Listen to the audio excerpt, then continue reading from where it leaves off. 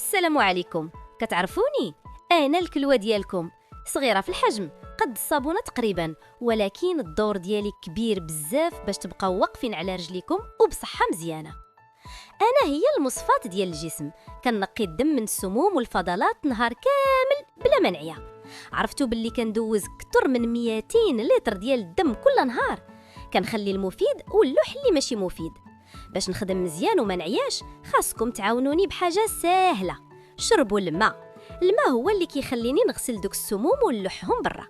الا ما شربتوش كنشف وكنتقصح. وشنو كتاكلوا مهم بزاف، الخضره والفواكه كيعجبوني وكيفرحوني، ولكن عافاكم نقصوا من الملحه الكثيره والماكله المصنعه كتهلكني وكتطلع الضغط، وهذا الشيء كيعيني بزاف.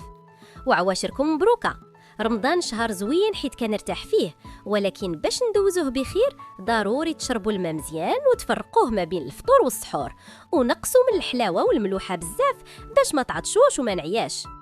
ردوا البال عاوتاني من الدويات اللي كتاخذوا بلا قياس، خصوصا دوك الكينات ديال الراس والوجع. الا كثرتوا منهم بلا استشاره الطبيب كتقصحوني وما كنقدرش نصبر، وهذا الشيء يقدر يمرضني دغيا.